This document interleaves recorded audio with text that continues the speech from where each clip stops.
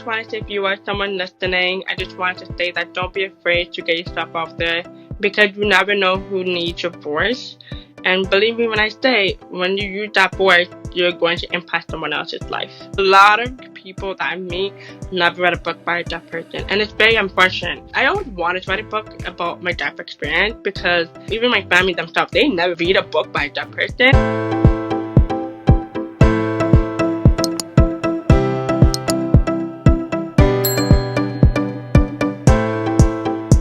Today's guest is Kellina Powell, a young entrepreneur who loves to help people with their personal growth and educate others about the deaf community. Little do people know, Kellina is actually a hard of hearing person. She became deaf at the age of 4.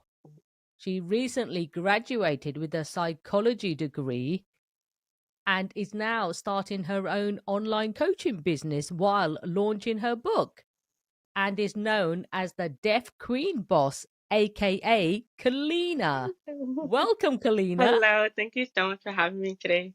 I'm so excited for this interview because, to be honest, I'm going to learn so much. I'm sorry to say I don't know enough about the deaf community, but this is going to be absolutely fantastic for anyone that is listening, as well as myself, to get educated in it. What is one of the most courageous things you have done?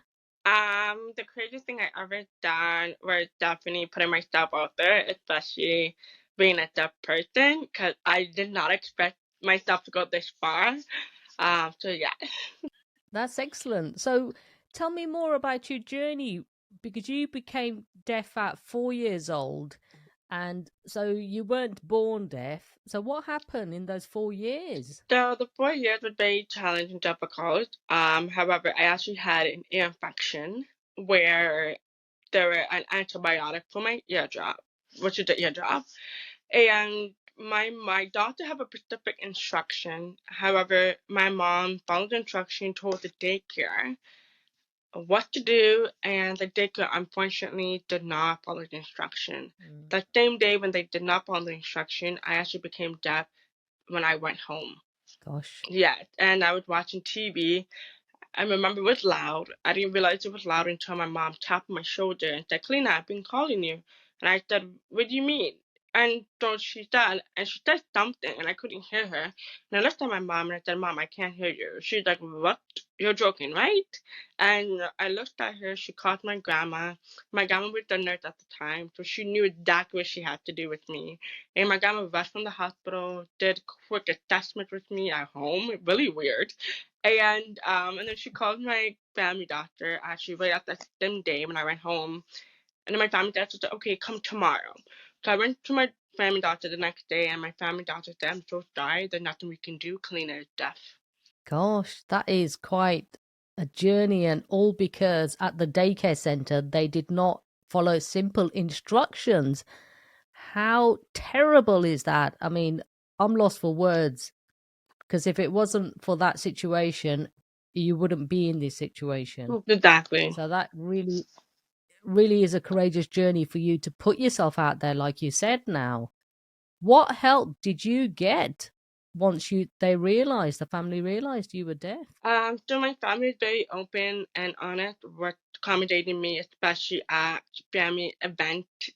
Because as a deaf person, it's very hard for a deaf person to have conversation in group, especially on dinner table. So it can be very challenging for me to pick up what everybody's saying.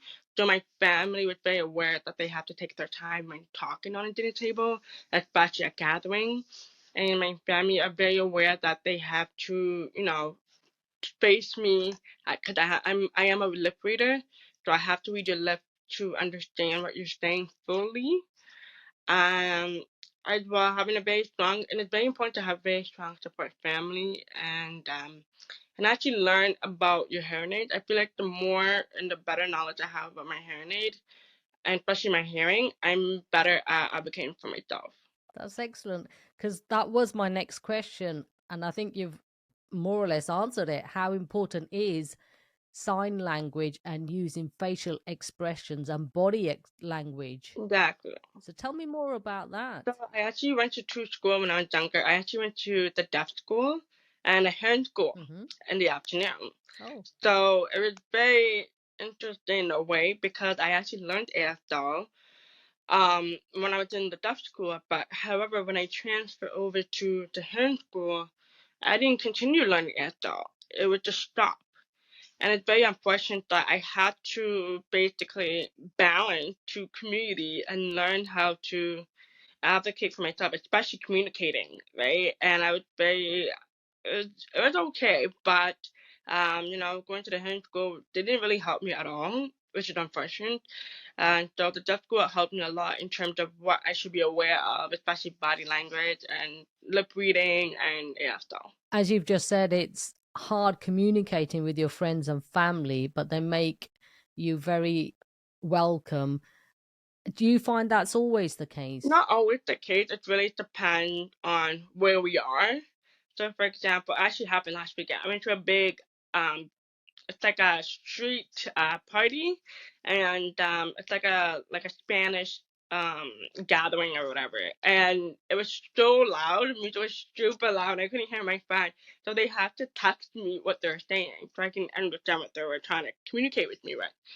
But other than that, they may do get a little frustration at times. You can tell it really is frustrating sometimes when you're trying to hear someone, when you want to communicate, and you're like, oh, they're not getting it. So it's not always the case.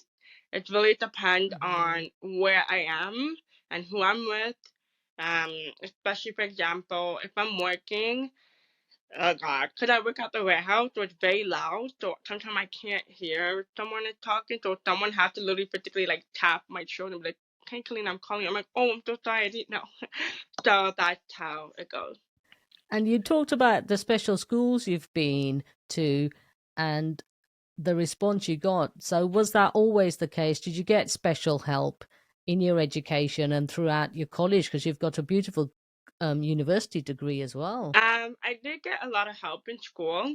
However, when I was in high school, I did not get a lot of help. I had Okay. to um prove my high school wrong. I had to, work harder sometimes. I had a guidance counselor who didn't put my grades in for Oh, post-secondary because she thought I was not capable of post-secondary. And it breaks my heart because I had a child. You're trying to get your goals going and achieving it, and she didn't do that until she made me actually stay back for an extra semester in high school to prove her wrong that I could do it. And luckily, I got attended to university, and the one I wanted to get into, I got accepted. And and mm, I'm also too, for those who don't know, I am in school for psychology, which I graduated. And when I got to university, it was very okay. In the beginning, I would say first year was very difficult because I actually had a professor that failed me, oh, and it I didn't let that affect me in terms of continuing my education. And therefore, he actually failed me because it was a music class. I did not know it was a listening music course. So because, okay. yeah, so because it was a listening course, the exam was listening. And I really looked at the outline and I brought it to him and I said, is there a way if you can accommodate me because I'm aware that during the exam it's a hearing test.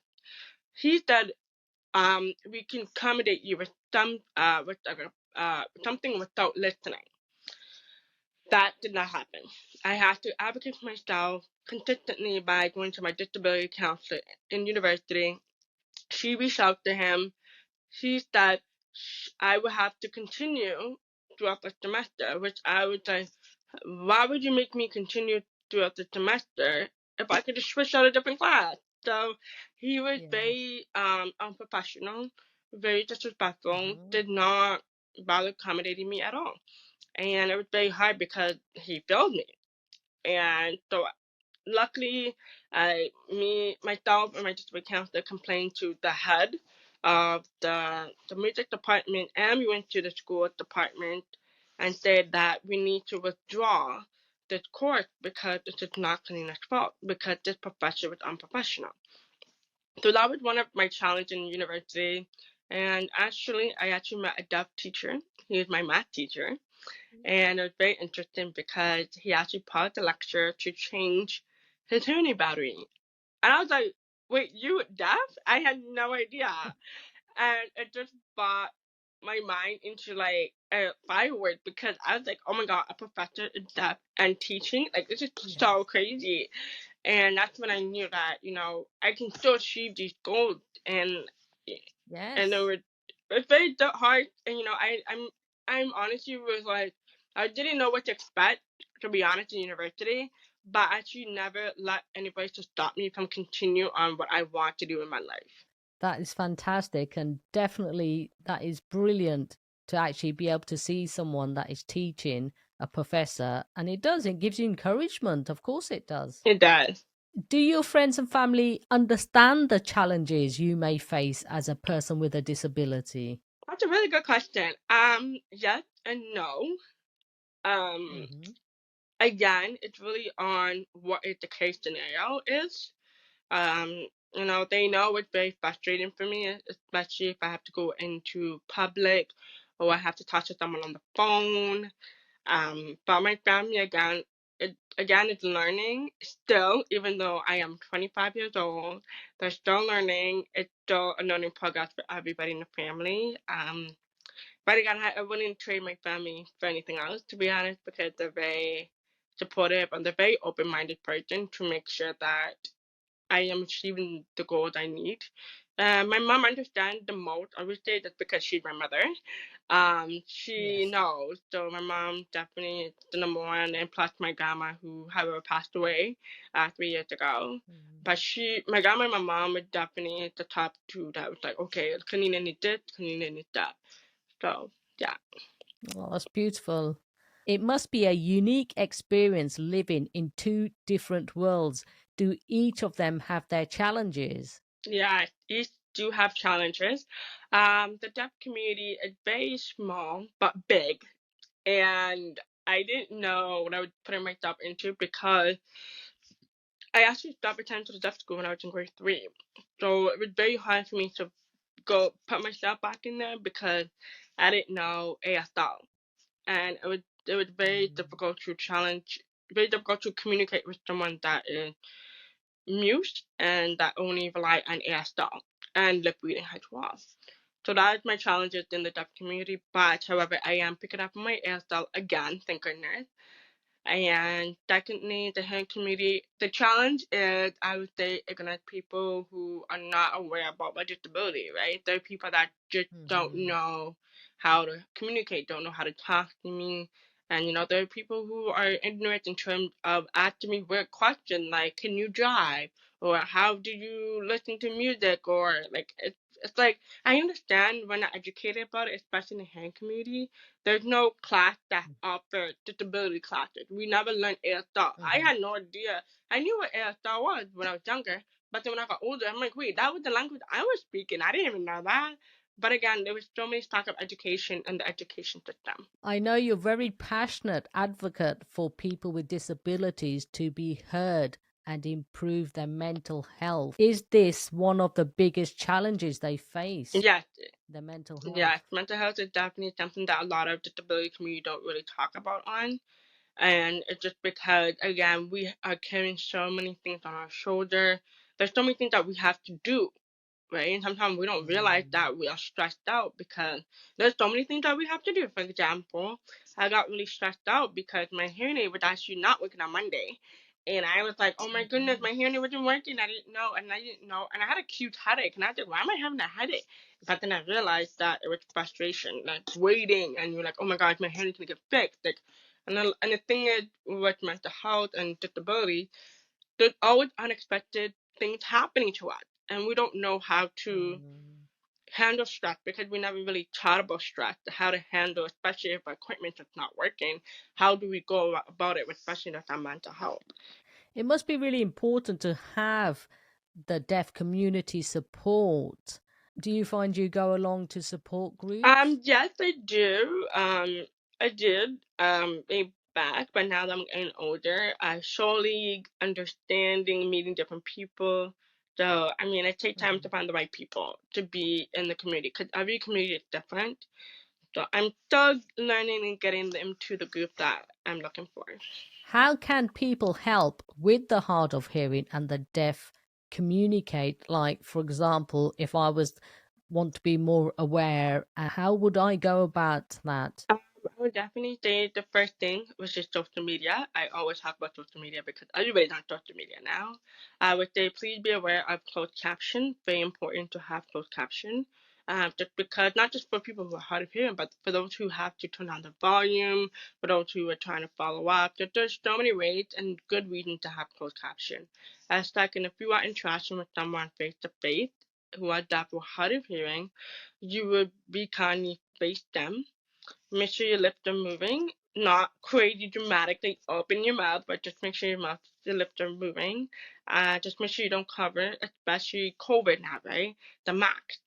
And I know a lot Mm. of people, I even myself have difficult time, especially hearing someone that's wearing a mask. So if you are someone who don't feel comfortable taking off your mask, I highly recommend you take out your notes on your cell phone. I know everybody has notes on their phone, and type in what you're trying to say and show to the person, or even have like a sticky note in your car or and a pen, so that way you can communicate with them and just write it down if you don't feel comfortable having your phone with you. And three, I would say always volunteer your time in any disability community event, foundation, or volunteering your time would definitely be really beneficial because you will learn even a lot more about different disability. That's absolutely fantastic. Thank you for sharing that with us, because I'm sure we take it for granted in the COVID situation, the pandemic. We had masks on, and how difficult that must have been for yourselves.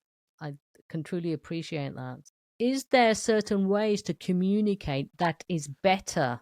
That's a good question. I always tell people that a lot, 90, I would say 80% of someone who is deaf or hard of hearing rely on lips. So always face them so that they can see your lips. So it's very important. So I would say that's the number one key for communicating. What help is out there for anyone that wants to get involved with helping the deaf community? I know you've just said volunteering. Is there anything else you can recommend that wants to I get I would involved? recommend definitely get ASL certificate, BSL certificate, even learning about ASL. You can definitely use that on your own time. That would definitely help because you never know who you're gonna come across you, right? And as well, join a lot of Facebook group. I know there's a lot of Facebook groups for deaf community, disability community, and as well even like supporting people who are deaf who own businesses. Support them. I know there's a very few deaf businesses. A lot of people come back to me, Kellina, I would love to support deaf businesses. Like, do you know any? And I said, oh my God, yeah, I know so many. Here. So definitely support deaf businesses. Thank you. That's actually great advice. You are the author of the book Every Day I Am Just Deaf: Life in a Hearing World with Deaf Queen Boss. What inspired you to write your book? Very simple question. Have you ever read a book by a deaf person? No. There you go. That's the only reason that inspired me to write a book is because a lot of people that I meet never read a book by a deaf person, and it's very unfortunate.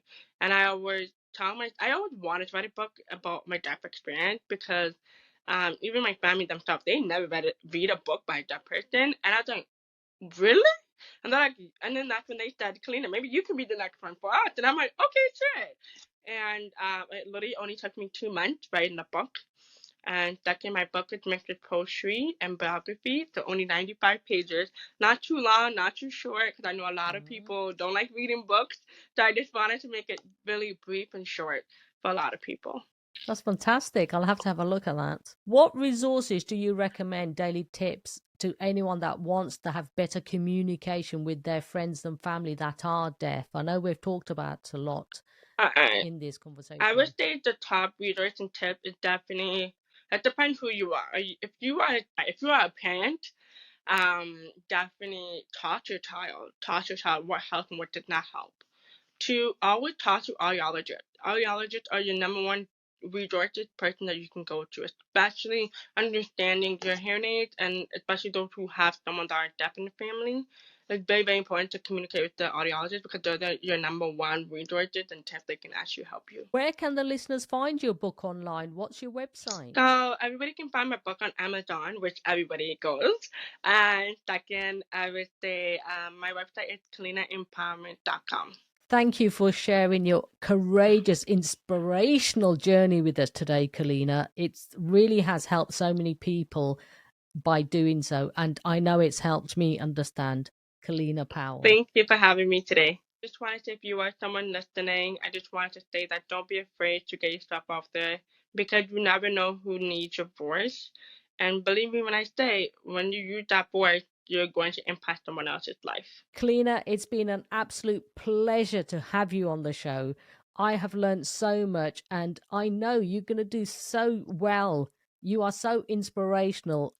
It's fantastic. Thank you, thank you, thank you so much for being on the show today. Thank you. Thank you for having me. My last question to you is I ask all my guests, what is your definition of courage? I would say my definition of courage is not being afraid of your fear.